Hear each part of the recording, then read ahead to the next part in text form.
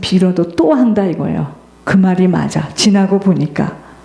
마찬가지로 우리가 우리 속에 있는 것이요, 이것이 밝히 다 드러나줘야 됩니다. 드러나는 걸 무서워하지 마세요. 드러나서 그것이 차단이 돼버려야 돼요. 이걸 확, 권 목사님 그러더라고요. 다 까 뒤집으라고. 여러분, 우리가 우리 속에 있는 문제를 다, 이것이요, 내 속에 무슨 문제가 있는 줄을 몰라요. 그런데 모르는 만큼은 내가 또 갔던 길을 또 가요. 그러니까 도박을 안 하겠다고 그렇게 손을 자르면 발로 해요.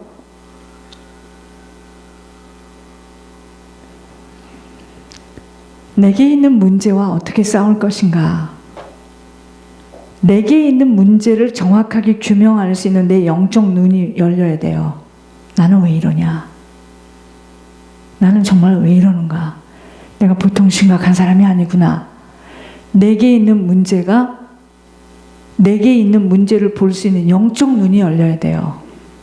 아까 집 치우는 문제, 우리는 안 치우는 것이 당연한 것이 아니고, 안 치우면은 한 뼘씩 치워가기 시작하면 돼요. 하나씩 치워가기 시작하면 돼요. 그리고 버릴 걸 빨리빨리 버리는 거야. 이 문제가 얼마나 고질적이고 언제부터 이렇게 되었는가를 뿌리를 찾아가야 돼요. 도대체 언제부터 나는 이런 문제 속에 살아왔는가? 이 문제를 찾아야 됩니다. 그렇지 않으면 일평생 같은 문제가 계속 주기적으로 와요. 세 번째, 하나씩 처리해 나가는 일에 어떤 아픔과 고통의 수술이라 할지라도 담대히 받아들이는 자세로 치를 떠는 굴욕감을 가지고 수술대 위에 올라가야 돼요. 아니, 어떻게 이런 말을 쓸 수가 있죠?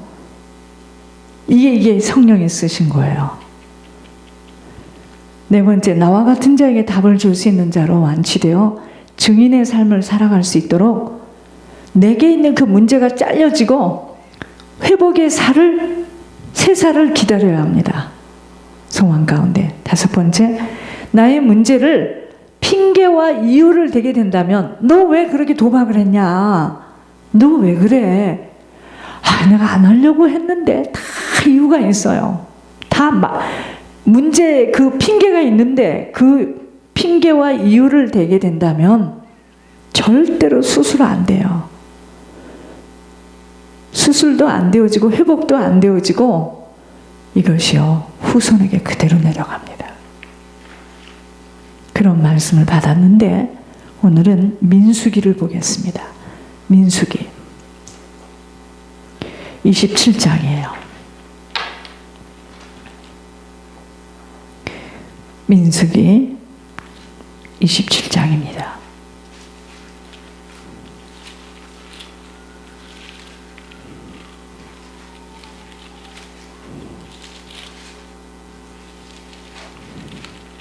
민수기 27장 18절에서 23절까지입니다.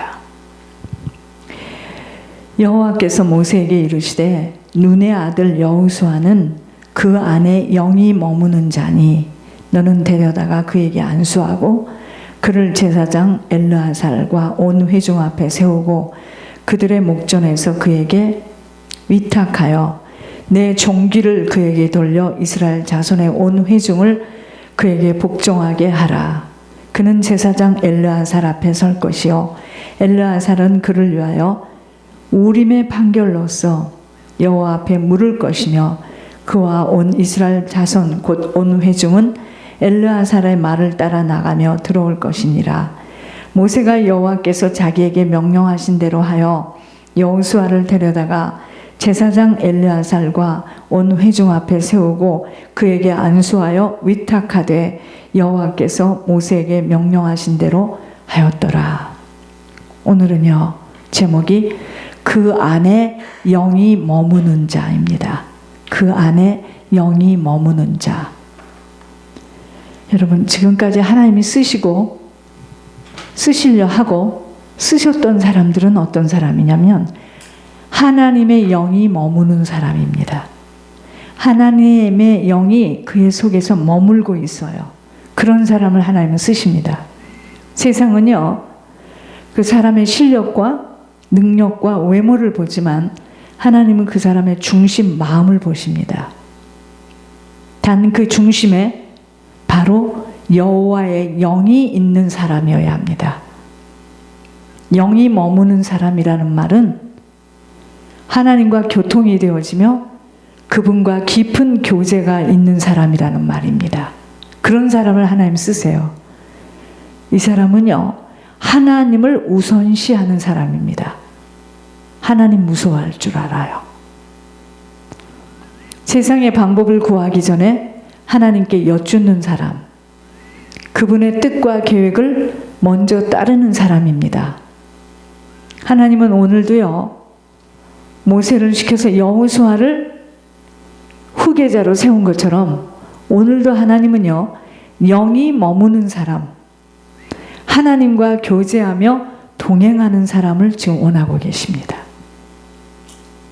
오늘 본문에 모세의 뒤를 이어서 여호수아를 후계자로 세우는 장면이 기록되어 있습니다. 하나님께서 후계자를 직접 명령하시고 세우시는 것입니다. 여호수아가요, 백성들에게 인기가 많았던지 리더십이 있었던지 재능과 능력이 있는지는 말하지 않았습니다. 하나님은 여호수아에 대해서 그 안에 영이 머물고 있다고 했습니다. 하나님의 영이 머물고 있어요. 그래서 하나님이 모세를 통해서 모세의 후계자 여호수아에게 지금 안수하라고 말씀하시는 겁니다. 아버지의 부르심 속에서 우리가 예수를 믿는 것은 아버지가 나를 불렀습니다. 충성된 제자로 살아가려면 오직 아버지의 영이 머무는 자로 살아가야 합니다. 아버지의 영이 머물어야 돼요. 여러 가지의 문제를 만나는 것은 내 안에 아버지의 영만 머물게 되어진다면 문제는 축복의 문이 되어집니다. 그러므로 우리들에게 고난의 훈련은 결국 하나님의 영이 머물기 위한 하나님의 사랑이에요. 여러분, 자, 그거 성경은 집에 가서 보시고, 여러분, 이 묶임이 얼마나 무서운 건 줄 아십니까? 이 묶여 있다라는 것이 무슨 말인지 알아야 돼요. 하나님이 이런 말씀을 하셨습니다. 우리 교회에 흉악의 결박으로 묶인 가정들이 있는데 그 가정을 이번에 그 흉악의 결박으로 묶인 것을 지금 풀어주려고 문제와 사건을 다 들춰내시겠다고 그러시더라고요. 여러분, 우리가 자녀하고 묶였다는 것은 참 좋은 말 같은데 자녀하고 나하고 묶이게 되면 어떻게 되느냐면요, 온통 우리 속에 자녀가 들어와 있습니다. 그게 자녀와 묶여 있는 겁니다. 우리가 하나님의 영이 머물게 되면은요, 겁 있는 자가 돼야 돼요. 어떡하지? 하나님 뭐라 하실까? 무섭다. 이렇게 돼야 됩니다. 그런데 하나님의 영이 머물지 못하면 간이 배 밖에 나오죠. 아무렇지 않아요. 담담합니다. 그러니까 하나님의 영이 머물지 못해서 그러는 거예요.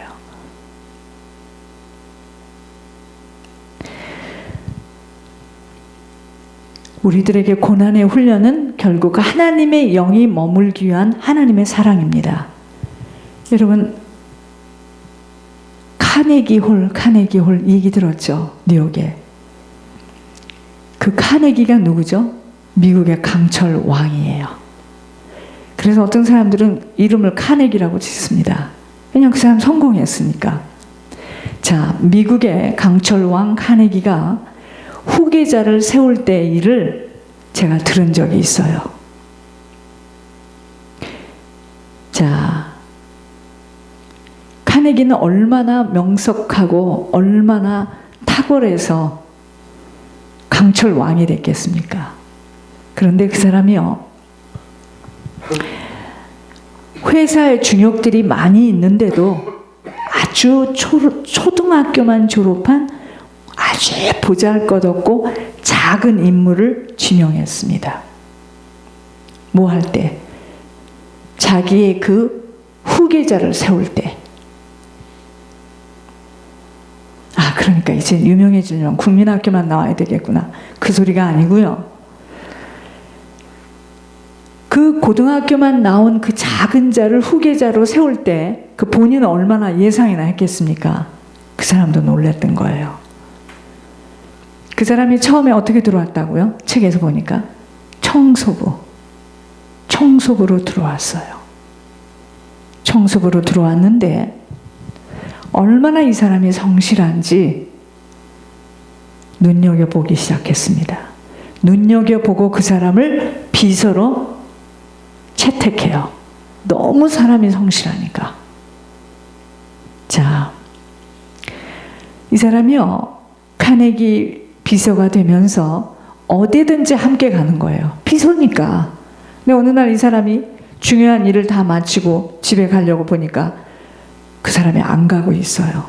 왜 당신은 안 가고 있는가? 그러니까 우리 주인이 지금 아직도 계시는데, 사장님이 계시는데 내가 어떻게 집에를 갑니까? 항상 메모지하고 펜을 가지고 그 카네기를 따라다니는 거예요. 그렇게 성실한 사람이었습니다. 진실하고 성실하고 정확한 사람이었어요. 나중에 자기 아들도 아니고 회사 중역도 아니고 후계자를 뽑는데 이 사람을 탁 발탁해서 자기 하던 일을 넘겨줍니다. 우리가 세상의 이방인들도요, 성공할 수 있는 자로 서는 비결은 성실과 정직과 신실함입니다. 여러분, 이 카네기, 이 철강 대장, 철강 왕이라는 이 카네기의 후계자가 공부를 했습니까? 공부를 안 한 것이 좋은 것이 아니에요. 그러나 배울 수 없는 환경에 가난한 집에서 자랐기 때문에 배우지 않았지만 정직하고 진실하고 성실하였기 때문에 모든 사람에게 칭송을 받게 되었습니다. 믿음을 가진 자들은요, 하나님의 영이 가득 차 있게만 되어진다면 아버지 나라에 필요한 일꾼으로 쓰임받게 되는 것만이 아닌 사단의 전략에 빠지지 않게 됩니다. 그러므로 어떤 술수를 써야 할 이유가 없어요. 그럴 필요가 없습니다. 자기를 주장하며 자기가 한 일에 대하여 자기를 나타내는 자, 목소리가 높아지며 늘 상대방에 대한 과소평가하는 것은 하나님의 영으로 덧입혀지질 못해서입니다. 예를 들어서 아까 제가 말씀드렸지만 모태에서부터 예수를 믿었고 또 오랜 시간 예수를 믿은 사람들은요, 늘 배우자들에 대해서 과소평가합니다. 그렇기 때문에 하나님은 그 배우자를 통해서 훈련을 혹독하게 시킵니다. 그렇지만 나중된 남편들이 더욱더 이 생명길에서 말씀을 빨리 깨닫고 돌이키려고 몸부림을 치는 걸 보면서 종교 생활이 얼마나 무서운 줄을 알게 하셨습니다. 여러분, 아는 게 아니에요. 보는 것이 보이는 게 아닙니다. 입만 열면 남편에 대한 과소평가와 남편 때문에 자신이 겪는 아픔이라는 말을 반복하는 것을 들을 때, 다름이라는 걸 전혀 받지 못하면 저렇게 되는구나. 그러니까 하나님은 자녀를 통해서 계속 문제를 주면서 하나님이 지금 메시지를 주고 있는데 무슨 말인지를 모르는 겁니다. 사람들이 복을 받을 사람인지 아닌지는 그 사람 입에서 남편과 부인에 대한 말을 하는 걸 들어보면 알아요. 말씀도 많이 들었고 배웠고, 그러나 율법 속에서 남편을 계속 판단 정죄하는 모습을 보면서 겸손함과 진실함이 무엇인가를 깊이 생각해 보게 하셨습니다. 하나님이 하신 말씀까지도 자신이 하나님에게 말해보겠노라고, 또 누구를 통해 듣고 싶지 않고 직접 아버지가 하시는 것을 듣겠노라고 입이 열렸다고 말하는 것을 들으면서 적당하게 쓰임받고 버려질 수 없도록 중보기도가 필요함을 알게 하셨습니다. 여러분, 정말 우리는 교만함이 무엇인 줄을 잘 깨달아야 돼요. 교만함. 하나님은요, 왜 지금 오늘 모세의 후계자로 여호수아를 쓴다고요? 하나님의 영이 머무는 자래요. 그래서 하나님이 여호수아를 직접 지금 후계자로 택하신 겁니다. 하나님은요, 여호와의 영이 머무는 자로서 주님을 닮은 자를 쓰십니다. 결국 훈련은, 우리 인생의 훈련은, 이 신앙생활은요, 연하고 순한 자로 아무것도 내세울 수 없는 자로 나를 지금 다루시는 것입니다. 이게 훈련이에요. 하나님은 나 한 사람을 믿음의 사람으로 만들어내시는데 주변의 모든 환경과 사건, 사람을 통해서 일하십니다. 내가 변할 때 주변의 사람들이 변한다는 이 비밀을 알아야 돼요. 내가 먼저 변해야 됩니다. 여러분, 내 남편의 모습은 내 모습이에요. 내 남편의 모습이 내 모습입니다. 내 아내의 모습이 또한 나의 모습임을 알아야 합니다. 여러분, 정말 내가 믿음의 사람으로 진실하게 변하게 될 때 주변의 모든 악한 것들이 꺾이게 되어서 변화가 일어납니다. 내가 지금 안 변했기 때문에 내 주변이 안 변하는 거예요. 여호와의 영이 머무는 자로 서는 데는 오랜 시간이 걸릴 수밖에 없는 것은 자기들의 것, 자기의 것들이 무너질 수 없기 때문에 여호와의 영이 머물지를 못합니다. 하나님 앞에 쓰임받고 버려질 수 있다는 말씀이 무엇인가를 깊이 깨달아 보아야 합니다. 여러분, 하나님은요, 모략의 영이심으로 악한 것까지도 적당하게 때를 따라 잠시 쓸 수 있는 분을, 여러분, 하나님은요, 악한 것도 적당하게 때를 따라 쓰고 버립니다. 하나님 모략의 하나님이세요. 주님의 깊은 사정은 주님 외에는 알 수 없기에 우리는 무조건 엎드려야 함과 겸손하지 못하면 쓰임받고 얼마든지 버려줄 수 있다는 것입니다. 하나님은 자기의 주장을 강하게 하며 자기의 것들을 놓지 못하는 자들에게는 적당하게 쓰임받는 일로 쓰는 것 외에는 그와 함께 일하실 수는 없게 되는 거예요. 그러므로 다름이, 훈련이 무엇인 줄을 깊이 깨달아야 합니다.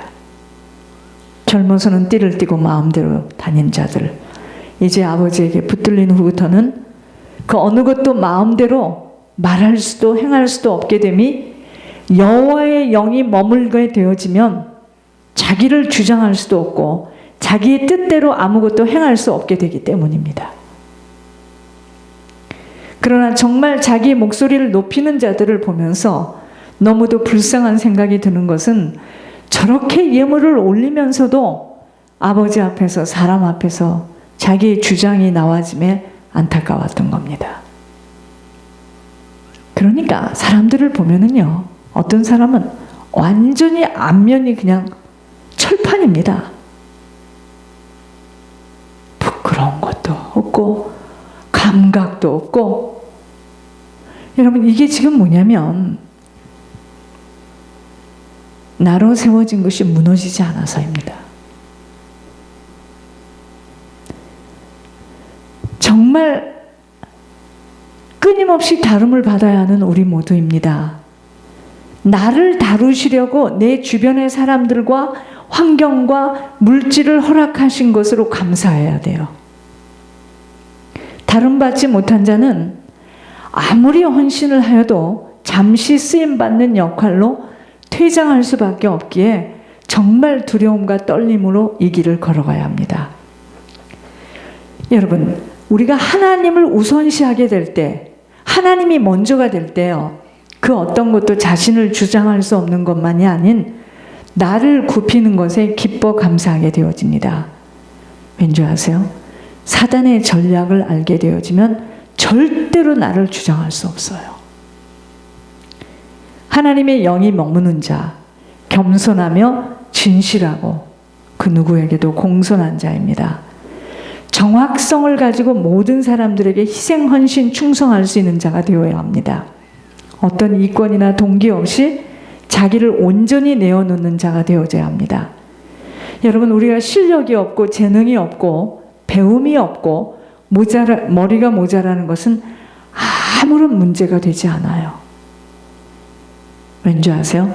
하나님의 영이 내 안에 머물게 되어지면 하늘의 지혜와 지각과 판단력과 분별력이 그 누구도 따를 수 없는 모량으로 붙들리게 되기에 결국은 내 자신이 얼마만큼 정확성을 가지고 신실하며 성실하게 모든 일들에 눈가림하지 않고 모르는 것이 있을 때 물으면서 정직하게 행하는가입니다. 성실과 여러분, 내가 아무리 성실하고 싶고 내가 아무리 진실하고 싶고 정확하고 싶고 내가 정직하고 싶다 해서 되는 게 아닙니다. 알려드릴게요. 내 안에 하나님의 영이 머물지 못하고서는 불가능합니다. 안 돼요. 주님의 향기를 피우며 아름답게 살아가는 자로 살아갈 수 있는 것은 오직 아버지의 영이 내 안에 머물러 있을 때 가능한 것입니다. 아버지의 영이 머물지 못하면 사단의 영이 머물어요. 그래서 나의 의도와 관계없이 사단의 성품대로 살아감과 사단을 따라 살 수밖에 없게 되어지는 것으로,